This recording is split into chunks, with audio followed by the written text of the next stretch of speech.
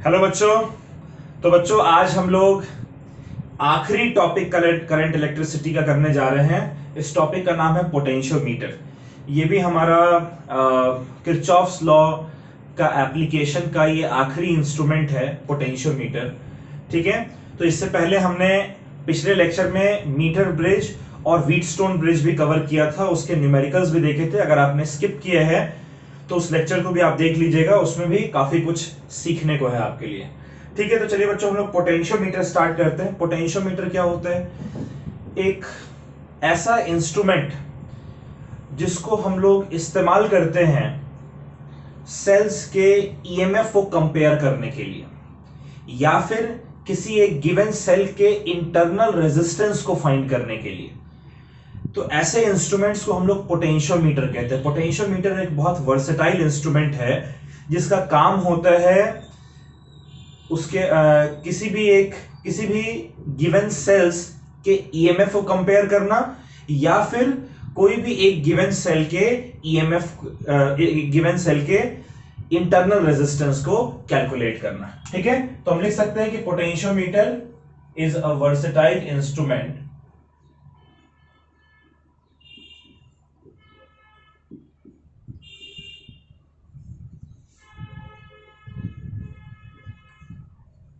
used to compare EMF of cells।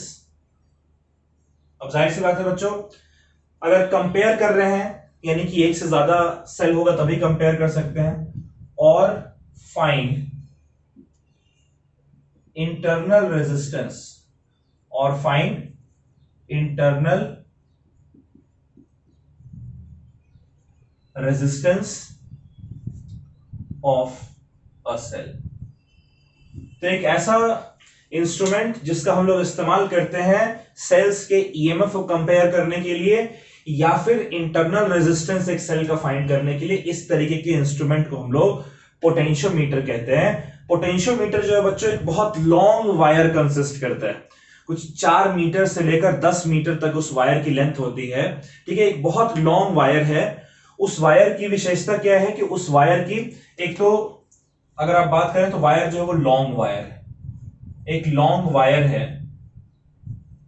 ठीक है, कुछ 4 मीटर से लेकर 10 मीटर लेंथ होती है उस वायर की। इस वायर को हम लोग क्या करते हैं कि बहुत सारे इक्वल इक्वल पीसेस में कट कर लेते हैं। जनरली हर एक पीस की जो लेंथ है वो 1 मीटर होती है। ठीक है, तो cut into length 1 metre each.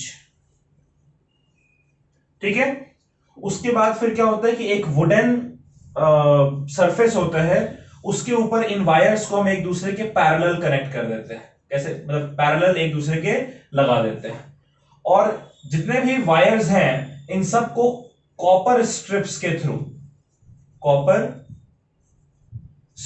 Through एक दूसरे से कनेक्ट करते हैं। अभी डायग्राम बनाऊंगा तो समझ में आएगा। तो पोटेंशियोमीटर जो है वो एक लॉन्ग वायर कंसिस्ट करता है 4 से 10 मीटर का। उस वायर का जो रेजिस्टेंस है वो हाई होता है। ठीक है बच्चों, हाई रेजिस्टेंस होता है उसका।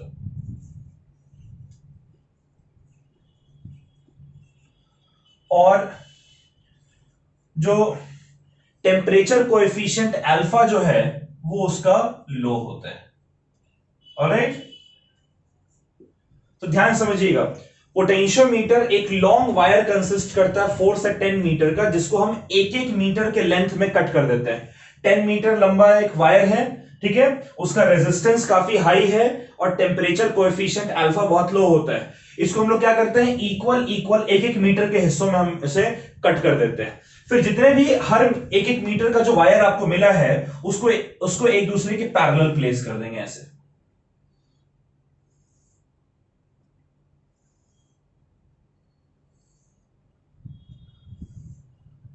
इस तरीके से एक दूसरे के पैरेलल प्लेस कर देते हैं, और उसके बाद क्या करते हैं कि जितने भी पैरेलल ये वायर्स हैं उन सबको कॉपर स्ट्रिप्स के थ्रू, कॉपर चूंकि एक मेटल होता है तो एक कॉपर स्ट्रिप के थ्रू इन सबको हम लोग इस तरीके से कंबाइन कर देते हैं।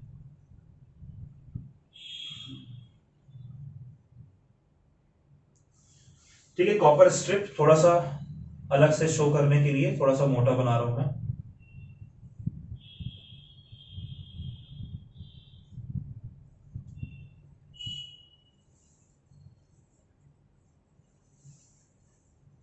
क्लियर है? और ये यहां पर भी कॉपर स्ट्रिप से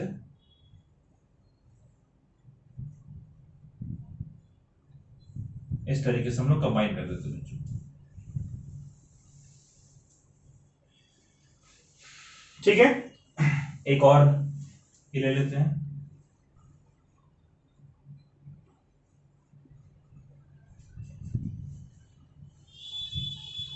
ये जो एंड है वायर का, इसको हम लोग कहते हैं पॉइंट ए।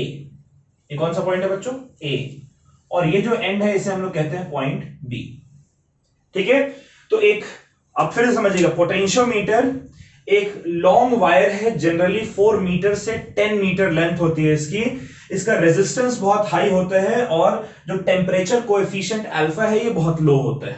ठीक है, इस 4 से 10 मीटर लॉन्ग वायर को हम लोग 1 मीटर के पीसेस में कट कर देते हैं और इन सब को एक दूसरे के पैरेलल प्लेस कर देते हैं।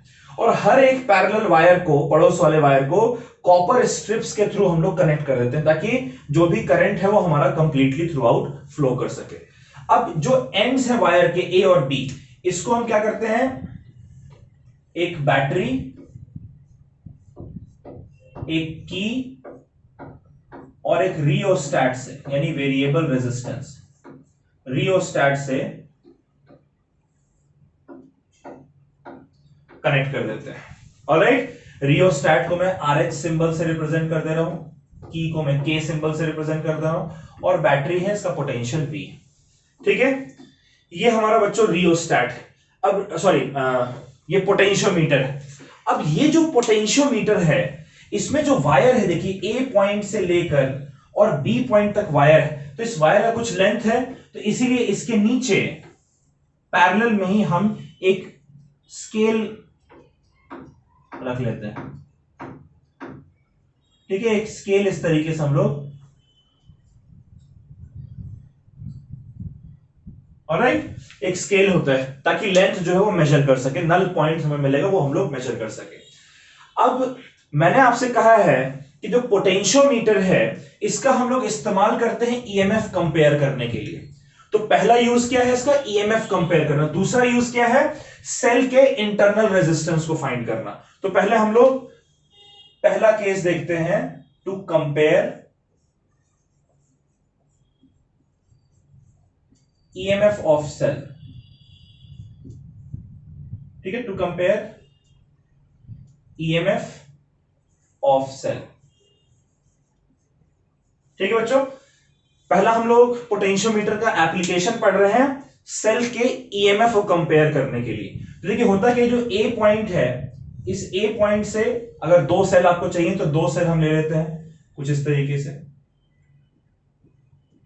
ये पहला सेल हो गया, वैसे ये दूसरा सेल हो गया, राइट। और ये दोनों सेल हैं, इस सेल का ईएमएफ मान लीजिए E1 है, इस सेल का ईएमएफ मान लीजिए कि E2 है। इन दोनों सेल के इस एंड को हम एक 2 वे की बॉक्स से कनेक्ट करते हैं। 2 वे की क्यों कह रहे हैं, क्योंकि दोनों साइड में इसके कनेक्शंस हैं और जो दूसरा साइड है उससे हम एक गैल्वेनोमीटर कनेक्ट कर देते हैं, जिस गैल्वेनोमीटर का जॉकी जो है उसको हम इस वायर के ऊपर स्लाइड कर सकते हैं। क्लियर है? ईएमएफ सेल का कंपेयर करना, जाहिर सी बात है दो सेल लेंगे तभी तो उन दोनों का ईएमएफ हम लोग कंपेयर कर सकते हैं। तो हमने क्या किया, जो पोटेंशियोमीटर है हमने देखा कि भाई एक लॉन्ग वायर जो कि हाई रेजिस्टेंस और लो टेम्परेचर कोएफिशिएंट का हो, जनरली 4 to 10 मीटर लॉन्ग, उसको हम लोग अगर एक एक मीटर के इक्वल पीसेस में कट करके एक दूसरे के पैरेलल प्लेस कर दें और हर एडजेसेंट पैरेलल वाले वायर को एक दूसरे से कॉपर स्ट्रिप से कनेक्ट कर दें ताकि पूरा एक कंडक्टिंग पाथ हमारा क्रिएट हो सके। और ये जो वायर है इसके नीचे एक मीटर स्केल रखें लेंथ मेजर करने के लिए, और इस वायर को हम एक बैटरी की और रियोस्टैट से कनेक्ट कर देते हैं, तब हमारा एक पोटेंशियोमीटर बनता है। इस पोटेंशियोमीटर में अगर आपको सेल के ईएमएफ को कंपेयर करना है तो जो इनिशियल पॉइंट है वायर का ए, वहां से आप दोनों ईएमएफ को कनेक्ट कर दीजिए, E1 E2। ईएमएफ का एक टर्मिनल ए पॉइंट से कनेक्टेड है और ईएमएफ का जो दूसरा टर्मिनल है, ठीक है, वो एक बॉक्स से कनेक्टेड है।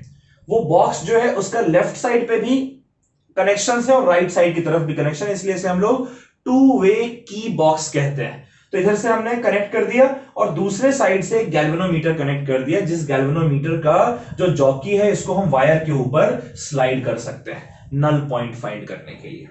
क्लियर है?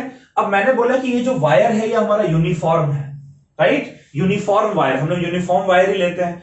तो भाई जब ये यूनिफॉर्म वायर है तो कुछ ना कुछ, अब जैसे मान लीजिए अगर 1 सेंटीमीटर आप मूव करते हैं तो कुछ ना कुछ पोटेंशियल तो खर्च होगा ना। जैसे अगर यहां से अगर सपोज करें कुछ करंट फ्लो कर रहा है, तो ये करंट जब इस वायर के अक्रॉस जाएगा तो वायर में क्या होता है, रेजिस्टेंस, और उस रेजिस्टेंस की वजह से कुछ ना कुछ पोटेंशियल खर्च हो जाएगा।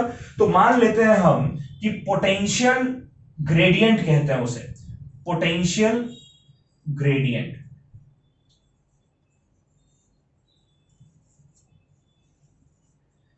इसे हम लोग के सिंबल से रिप्रेजेंट करते हैं, या आपके एनसीईआरटी बुक में फाई सिंबल से भी रिप्रेजेंट किया, चलिए हम लोग फाई सिंबल से रिप्रेजेंट कर लेते हैं, ठीक है। तो ये फाई जो है ये हमारा क्या होता है, ये हमारा होता है पोटेंशियल पर यूनिट लेंथ।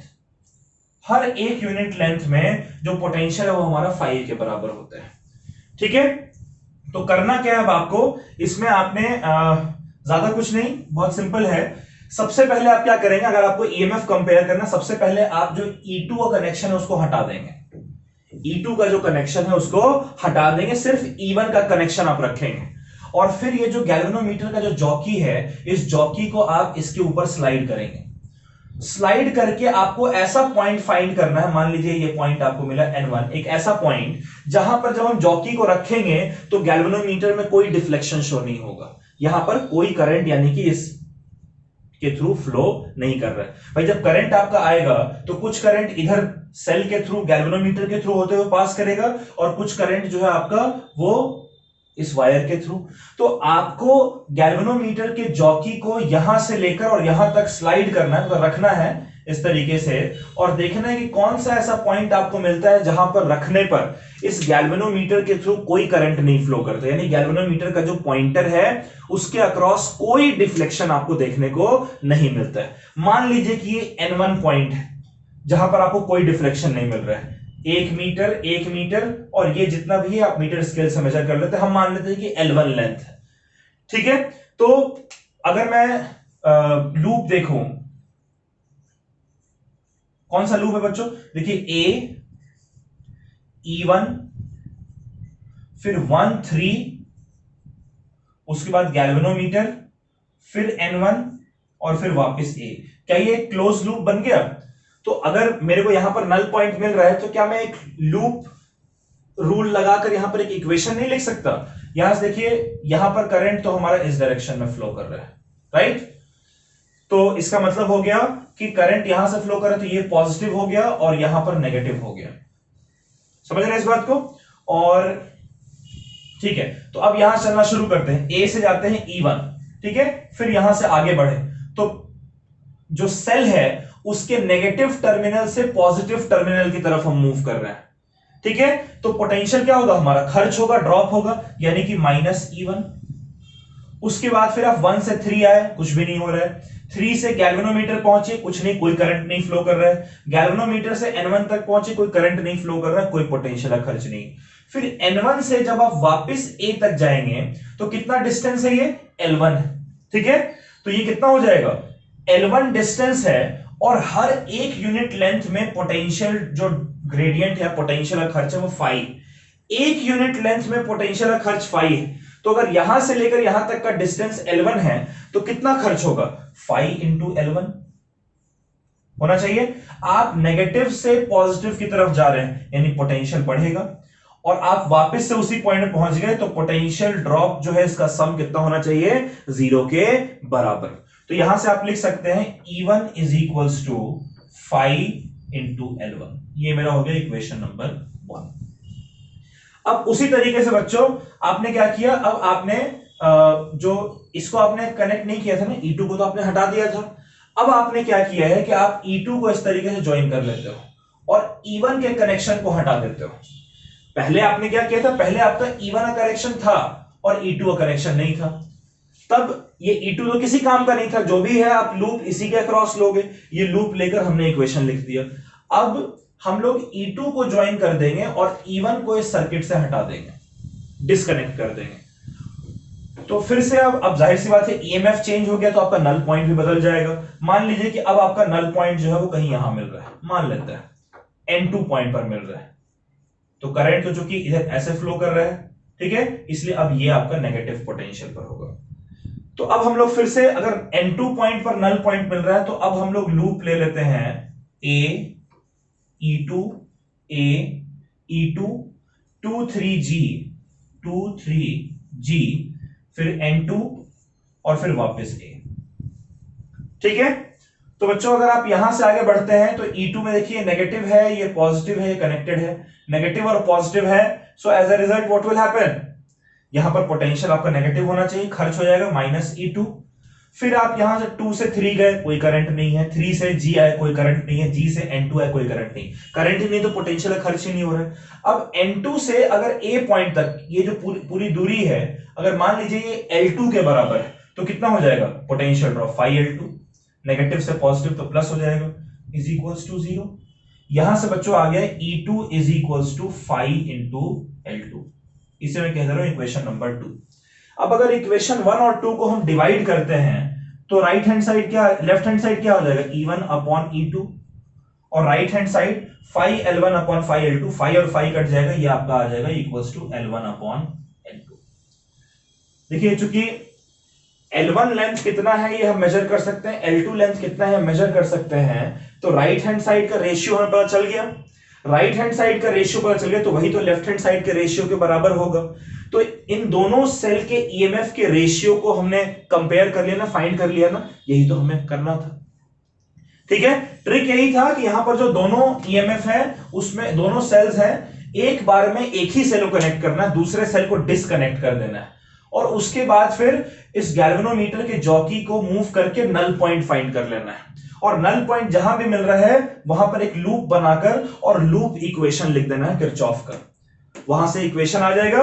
फिर दूसरे वाले को आप ज्वाइन कर दो, पहले वाले को इस सर्किट से हटा दो, और फिर से वही लूप लॉ लगाकर और दूसरा इक्वेशन फाइंड कर लो। दोनों इक्वेशन को एक दूसरे से डिवाइड कर दो तो आपका जो ईएमएफ है वो दोनों कंपेयर हो जाएगा एक दूसरे का। क्लियर है बच्चों? चलिए इसको आप नोट कर लीजिए। इसी डायग्राम में फिर मैं आपको इंटरनल रेजिस्टेंस फाइंड करना बताता हूं, फिर हम लोग एक दो क्वेश्चन करेंगे। इसको नोट कर लें आप लोग, ये भी नोट कर लीजिएगा।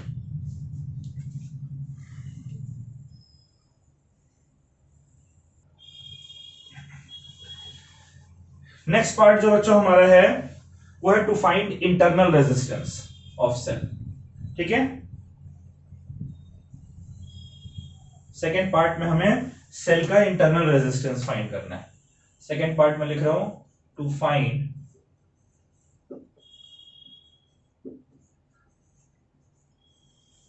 Internal resistance of cell. ठीक है, चलिए अगर आपके पास एक सेल गिवन है, हमने पढ़ा है कि सेल जो है उसके अंदर इंटरनल रेजिस्टेंस भी होता है, तो उस इंटरनल रेजिस्टेंस को अगर हमें फाइंड करना है तो उसके लिए हम लोग पोटेंशियोमीटर का इस्तेमाल करते हैं। ये पोटेंशियोमीटर दिया हुआ है, अब इसमें सर्किट को किस तरीके से हमें ज्वाइन करना है, वहां पर तो हमने दो सेल को टू वे की बॉक्स और गैल्वेनोमीटर ज्वाइन किया था, यहां पर चूंकि एक ही सेल है तो एक ही सेल हम ज्वाइन करेंगे। ठीक है, ये एक सेल हमारा है और यहां पर एक हम रेजिस्टेंस बॉक्स ज्वाइन कर देते हैं, यहां पर एक हम रेजिस्टेंस बॉक्स ज्वाइन कर दे रहे हैं, एक की है और यहां पर हमारा गैल्वेनोमीटर आ गया। ठीक है, एक सेल हमारा है जिसका ईएमएफ ई है और एक रेजिस्टेंस बॉक्स है, यहां पर भी एक की है, इस की को हम लोग K2 कहते हैं और इस की को हम लोग K1 कहते हैं, दो कीज हैं इसलिए K1 K2 हम नाम दे रहे हैं। ठीक है, अब इस पूरे कनेक्शन को यहां ये जो सेल है, इस सेल का कुछ ना कुछ इंटरनल रेजिस्टेंस होगा। उस इंटरनल रेजिस्टेंस को फाइंड करने के लिए हमने पूरा सेटअप क्रिएट किया है। इस सेटअप में ए पॉइंट से हमने एक ईएमएफ एक सेल कनेक्ट किया, इसका ईएमएफ ई है और एक रेजिस्टेंस बॉक्स है, रेजिस्टेंस बॉक्स का के साथ एक की कनेक्टेड। तो सबसे पहले हम लोग क्या करेंगे, सबसे पहले हम लोग करेंगे कि जो की K2 है इसको ओपन रखेंगे।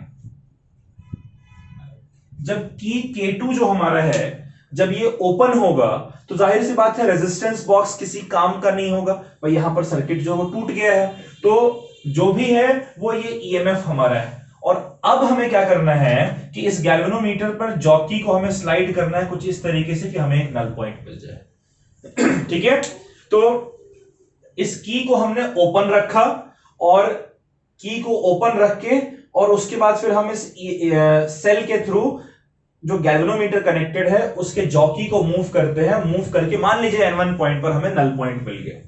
तो अब अगर हम इक्वेशन लूप रूल लगाते हैं तो हम लोग उसके लिए लेंगे लूप, ध्यान से देखिएगा, ए फिर जो सेल है ई, उसके बाद फिर गैल्वेनोमीटर जी, फिर पॉइंट N1 और उसके बाद फिर वापस से ए। अगर यहां पर हम लूप इक्वेशन लगाते हैं तो देखिए यहां पर हमारा ईएमएफ कितना हो जाएगा, माइनस ई, पोटेंशियल का ड्रॉप होगा। फिर यहां से आगे बढ़िए तो ये जो गैल्वेनोमीटर है जी, यहां पर चूंकि कोई करंट नहीं फ्लो कर रहा, नल पॉइंट है, इसलिए यहां पर कोई पोटेंशियल ड्रॉप नहीं है। अब यहां से N1 पॉइंट से ए पॉइंट तक आपको वापस जाना है, यानी नेगेटिव से पॉजिटिव, करंट इधर फ्लो कर रहा है ना, तो ये हाई होगा ये लो होगा। तो यहां पर हमारा पोटेंशियल जो है ऐड होगा, कितना पोटेंशियल ऐड होगा, तो मान लीजिए अगर ये लेंथ L1 है तो ये हो जाएगा 5 इंटू L1 और इनका सम 0 के बराबर होना चाहिए। तो यहां से हमारा आ गया E is equal to 5L1। Clear बच्चों? अब सेकेंड केस में हम की K2 को क्लोज कर देंगे, K2 जो है उसे हम लोग क्लोज कर देंगे। क्लोज करने का मतलब इसको हमने ज्वाइन कर दिया है। ठीक है, तो अब अगर ज्वाइन करेंगे तो जो हमारा लूप बनेगा, सेम लूप हम लोग फिर से लेंगे, ए ई जी, बस ये होगा कि नल पॉइंट जो है हमारा वो किसी और पॉइंट पर हमें मिल जाएगा। ठीक है, मान लीजिए नल पॉइंट हमें यहां पर मिलता है N2। ठीक है, तो G N2 इंटू ए, यहां पर क्या हो जाएगा बच्चों, अब देखिए यहां पर जो भी आपका करंट आ रहा है कुछ ना कुछ पोटेंशियल ड्रॉप तो रेजिस्टेंस के अक्रॉस हो जाएगा। तो रेजिस्टेंस के अक्रॉस जब पोटेंशियल खर्च हो रहा है तो सेल का ईएमएफ हम लोग कंसीडर नहीं करेंगे, बल्कि सेल का जो पोटेंशियल डिफरेंस क्रिएट हो रहा है उसको कंसीडर करेंगे। तो यहां पर जो ये हमारा है V होगा, माइनस V प्लस, अगर N2 से लेकर A पॉइंट तक का डिस्टेंस L2 है तो plus 5 into L2 is equal to 0। यहां से हमारा हो गया V is equal to 5 into L2। आप समझ रहे हैं ना, यहां पर E हमने क्यों लिया था पहले केस में और V क्यों ले रहे हैं, E इसका ईएमएफ है। क्योंकि रेजिस्टेंस बॉक्स के अक्रॉस कोई पोटेंशियल नहीं खर्च हो रहा है तो सारा का सारा ईएमएफ हमारा यूटिलाइज होगा, तो इसलिए हमने यहां पर ईएमएफ लिया। जैसे ही रेजिस्टेंस रोल में आ गया, कुछ पोटेंशियल रेजिस्टेंस की वजह से खर्च हो रहा है, तो याद करिए हमने क्या सीखा था कि जब पोटेंशियल खर्च होता है तो सेल का ईएमएफ नहीं बल्कि सेल की वजह से जो पोटेंशियल डिफरेंस मेंटेन होता है उस पोटेंशियल डिफरेंस को हम कंसीडर करते हैं, इसलिए मैंने यहां पर पोटेंशियल डिफरेंस कंसीडर किया। अगर इन दोनों इक्वेशन को हम लोग डिवाइड करते हैं तो हमारा क्या आ जाएगा, E upon V is equals to L1 upon L2। इसको मैं कह दे रहा हूं इक्वेशन नंबर 1। अच्छा, लेकिन हमारा जनरल जो इंफॉर्मेशन है जो हम पढ़ चुके हैं, 5-6 लेक्चर हमने पहले पढ़ा था, जनरल इंफॉर्मेशन के अकॉर्डिंग जो हमारा E है वो होता है I into capital R plus small r, और जो V है वो हमारा ओम्स लॉ के अकॉर्डिंग IR के बराबर होता है।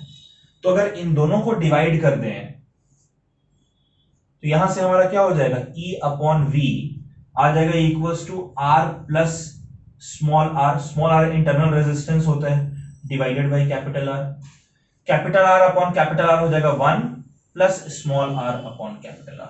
इसको मैं कह दे रहा हूं इक्वेशन नंबर 2। अब देखिए इक्वेशन नंबर 1 और 2 को अगर कंपेयर करेंगे तो 1 plus small r upon capital R ये हो जाएगा equals to L1 upon L2। भाई जब लेफ्ट हैंड साइड दोनों का बराबर है तो राइट हैंड साइड भी बराबर होना चाहिए। 1 को अगर इधर ले जाएं तो ये हो जाएगा small r upon capital R is equals to L1 upon L2 minus 1, और कैपिटल R को इधर ले आए तो ये हो जाएगा R is equals to L1 upon L2 minus 1 into capital R। देखिए इस रेजिस्टेंस बॉक्स से आप कितना रेजिस्टेंस यूज कर रहे हैं सर्किट में, वो रेजिस्टेंस आपको पता रहेगा।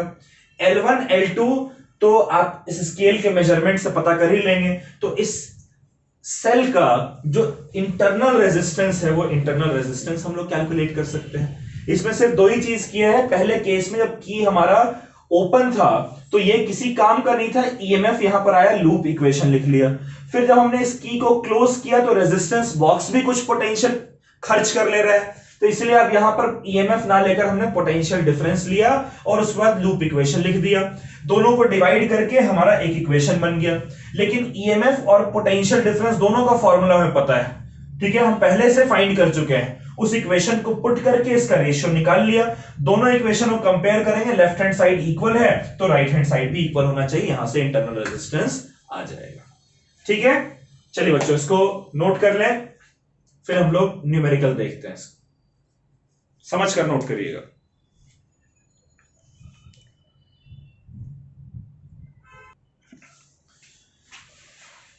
चलिए बच्चों पोटेंशियोमीटर का न्यूमेरिकल करते हैं, ठीक है।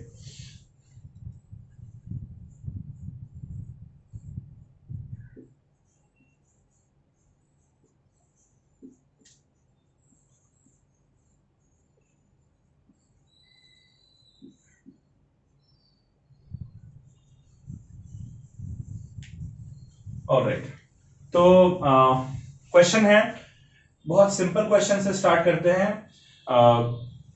आप क्वेश्चन को मेरे साथ नोट कर ले। क्वेश्चन कह रहा है अ potentiometer wire,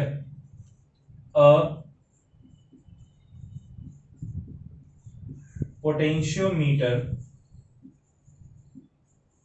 wire is 10 meter long, is 10 meter long and has resistance 18 ohm। ठीक है, एक पोटेंशियोमीटर वायर है जो कि 10 मीटर लॉन्ग है, इसका रेजिस्टेंस 18 ओम है। इट इज कनेक्टेड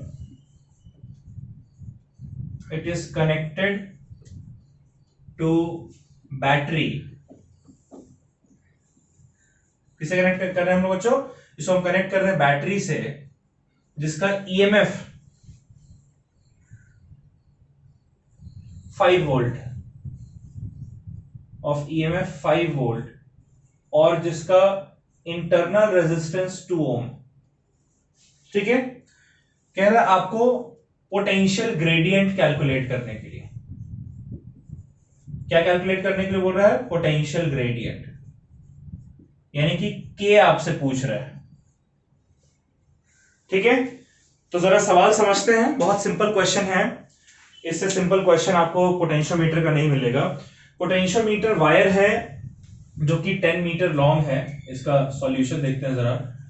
क्या क्या गिवन है हमें गिवन है पोटेंशियोमीटर वायर जिसका लेंथ 10 मीटर, राइट, और इस वायर का जो रेजिस्टेंस है वो 18 ओम गिवन है।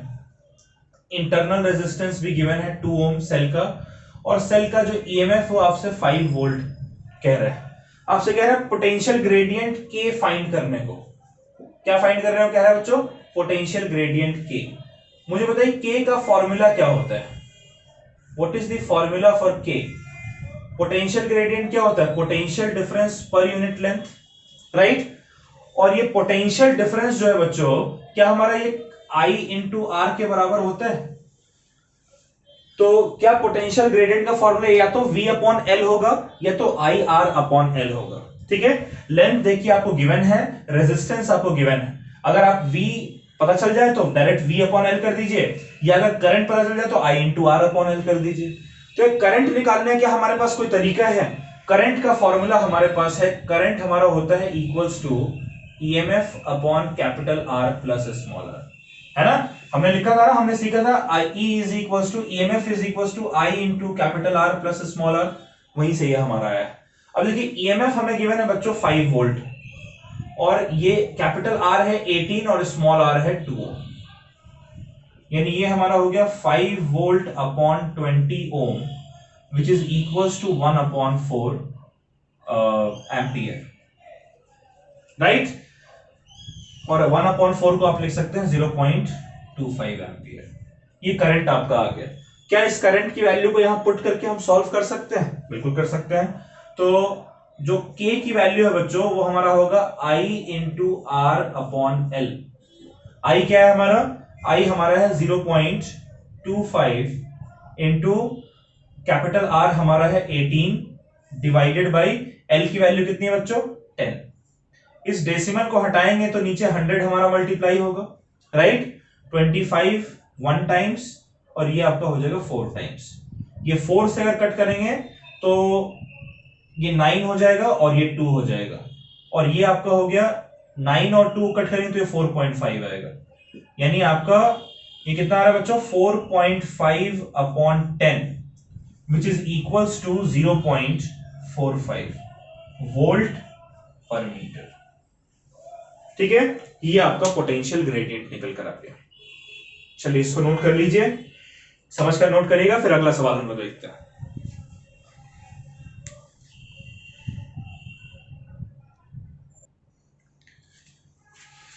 चलिए बच्चों एक क्वेश्चन है, ये क्वेश्चन मैं डायग्राम बना दे रहा हूं, उस डायग्राम के थ्रू हम लोग देख के सॉल्व करेंगे। आपको एक पोटेंशियोमीटर दे रखा है इस तरीके से,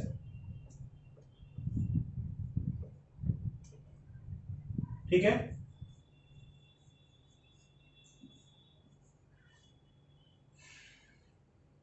और इस पोटेंशियोमीटर के थ्रू एक वायर कनेक्टेड ए बी, ठीक है। कह रहा है ए पॉइंट पे यहां पर अगर हम 2 सेल ले रहे हैं और इन दोनों को इस तरीके से कनेक्ट कर रहे हैं, तब जो हमारा नल पॉइंट है वो मिल रहा है 120 सेंटीमीटर, ठीक है। और जब हम यहीं पर जो दोनों सेल है इसको इस तरीके से कनेक्ट करना है,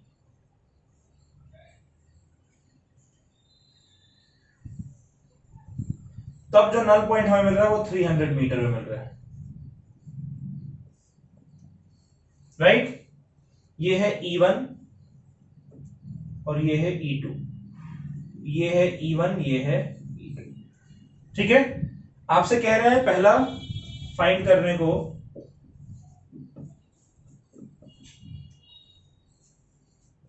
E1 और E2 का रेशियो, और दूसरा आपसे कह रहा है null point for cell E, null point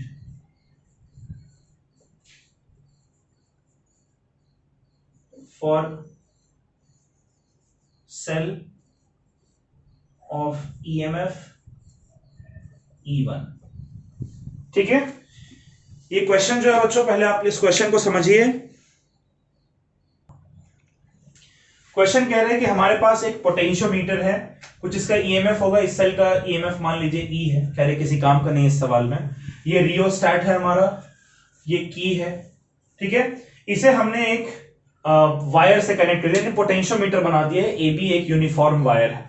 कह रहा है कि जब जो 2 सेल हैं, एक का ईएमएफ E1 है, एक का ईएमएफ E2 है, जब इसको इस तरीके से कनेक्ट करेंगे कि दोनों का नेगेटिव टर्मिनल साथ साथ कनेक्टेड है, तब जो नल पॉइंट है वो आपको ए पॉइंट से 120 सेंटीमीटर की दूरी पर मिल रहा है, और जब इसके नेगेटिव को इसके पॉजिटिव से कनेक्ट कर रहे हैं तब नल पॉइंट 300 सेंटीमीटर में मिल रहा है, ठीक है। ये मीटर नहीं सेंटीमीटर।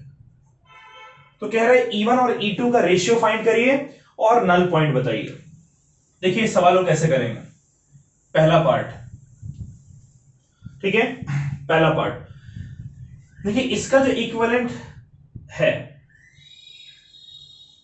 अगर नेगेटिव नेगेटिव कनेक्टेड है तो इसका इक्विवेलेंट क्या होगा बच्चों? E1 माइनस E2,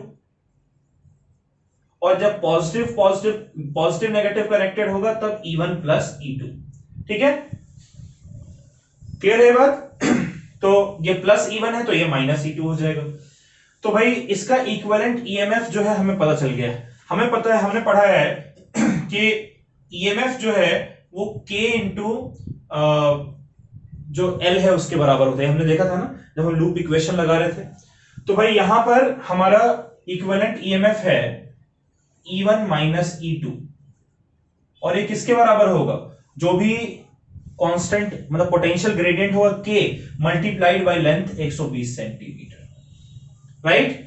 और दूसरे इक्वेशन में जो इक्विवेलेंट ईएमएफ है वो E1 प्लस E2 है, ये हो जाएगा equals to K into null point 300 पे मिल रहा है, राइट। तो अगर हम इन दोनों का, हमें चूंकि रेशियो चाहिए तो सॉल्व नहीं करेंगे, दोनों को डिवाइड कर देंगे, तो हमारा आ जाएगा E1 minus E2 upon E1 plus E2 is equals to 120 upon 300। ये 0 से 0 कट जाएगा, 6 से कट होगा तो ये होगा 3, ये 2 और ये हो जाएगा 5। ये आप लोगों को समझ में आया ना कि E1 माइनस E2 क्यों है? क्योंकि नेगेटिव टर्मिनल और नेगेटिव टर्मिनल एक दूसरे से कनेक्टेड है। तो भाई जो भी करंट मतलब जो भी पोटेंशियल इसकी वजह से होगा, मान लीजिए जैसे कि अगर ये पॉजिटिव है और ये नेगेटिव है, ये नेगेटिव है और ये पॉजिटिव है, ठीक है बच्चों। तो मान लीजिए अगर हम इधर से चलते हैं तो पॉजिटिव से कैसे चले, पॉजिटिव से नेगेटिव गए तो एक में तो पोटेंशियल हमारा कम हो रहा है और दूसरे में आप नेगेटिव से पॉजिटिव जा रहे हैं, उसमें पोटेंशियल बढ़ रहा है ना। जैसे अगर मान लीजिए यहां पॉजिटिव से नेगेटिव, तो नेगेटिव माइनस हुआ ना, तो माइनस E2 हो गया। फिर यहां नेगेटिव से पॉजिटिव गए तो ये प्लस हो गया, E1 माइनस E2। लेकिन इसमें क्या है, आप देखिए नेगेटिव से पॉजिटिव जाते हैं, बढ़ गया तो प्लस E2, यहां भी नेगेटिव से पॉजिटिव जाते हैं, सेम डायरेक्शन में मूव करें तो प्लस E1। क्लियर है? अब यहां पर इसको सॉल्व करेंगे तो क्या आ जाएगा हमारा, 5 को इधर मल्टीप्लाई करिए, 5 into E1 minus E2 is equals to 2 into E1 plus E2। ये हो गया 5E1 minus 5E2 is equals to 2E1 plus 2E2, right. 2E1 को इधर भेजेंगे, 5E1 पहले से है, ये 2 नेगेटिव में हो जाएगा तो हो जाएगा 3E1, और ये माइनस 5E2 को इधर भेजेंगे तो प्लस 5E2 आ जाएगा, और 2E2 पहले से है तो ये हो जाएगा 7E2। हमसे क्या कह रहा है, E1 अपॉन E2 का रेशियो, तो ये हो जाएगा E1, E2 को इधर लाएंगे तो बच्चों E2 डिवीजन में हो जाएगा, ऊपर 7 है और 3 को इधर लाएंगे तो यानी कि इसका रेशियो जो है वो हमारा कितना मिल रहा है, 7:3 के बराबर। ये पहला पार्ट आपने किया। दूसरे पार्ट में आपसे कह रहा है कि नल पॉइंट फाइंड करना है E1 के लिए, ठीक है। तो E1 हमारा क्या होगा बच्चों, E1 हो जाएगा equals to K into L1, ये होना चाहिए ना, E1 is equals to K into L1, इसको मैं यहां पर लिख रहा हूं। सेकेंड पार्ट के लिए E1 जो हमारा है वो होना चाहिए is equals to K into L1, यानी अगर सिर्फ E1 EMF की बैटरी को अगर लगाएंगे तो L1 पॉइंट पर हमें नल पॉइंट मिलना चाहिए। क्या है L1 हमें पता नहीं, ये हमारा हो गया इक्वेशन नंबर 1। अब जरा इन दोनों इक्वेशन को सॉल्व करते हैं, यहां से हमारा E1 निकल कर आएगा, E1 minus E2 is equals to 120K और E1 plus E2 is equals to 300K। देखिए ये कैंसिल हो गया, ये हो गया 2E1 is equals to 420K, यहां से E1 क्या हो जाएगा बच्चों, 2 इधर आएगा तो हो जाएगा 210K। ये हो गया इक्वेशन नंबर 2। इक्वेशन नंबर 1 देखिए, E1 is equals to KL1 और E2 जो है ये हमारा है इक्वल्स टू K इंटू 210, है ना। यानी कि L1 की वैल्यू कितनी आ रही बच्चों, यहां से अगर कंपेयर करें तो यहां से L1 की जो वैल्यू है वो 210 सेंटीमीटर के बराबर है, ठीक है। तो यही तो आपसे पूछ रहा है कि भाई नल पॉइंट क्या होगा E1 EMF वाले सेल के लिए। तो E1 EMF वाले सेल के लिए जो नल पॉइंट है वो आपको होना चाहिए 210 सेंटीमीटर। यानी अगर सिर्फ आप E1 EMF का सेल कनेक्ट करेंगे तब जो नल पॉइंट है वो आपको 210 सेंटीमीटर पे मिलेगा, ठीक है। ये दोनों E1 माइनस E2, ये E1 प्लस E2, तो हमने इक्वेशन लगा दिया, इक्वेशन लगाकर दोनों का रेशियो लेकर सॉल्व किया, इनका रेशियो आ गया। फिर कह रहा है सिर्फ अगर E1 सेल लगाओगे, E1 EMF वाला सेल, तब नल पॉइंट क्या होना चाहिए। तो E1 के लिए फॉर्मूला है ना K इंटू L1, इन दोनों इक्वेशन को अगर सॉल्व करेंगे E2 कैंसिल हो जाएगा, E1 की वैल्यू आ जाएगी। दोनों को कंपेयर कर दो। इस साइड देखिए E1 ये K, तो बचा क्या L1 और ये 210, यानी L1 जो है वो 210 के बराबर होना चाहिए, निकल कर आ गया। चलिए इसको नोट कर लीजिए बच्चों।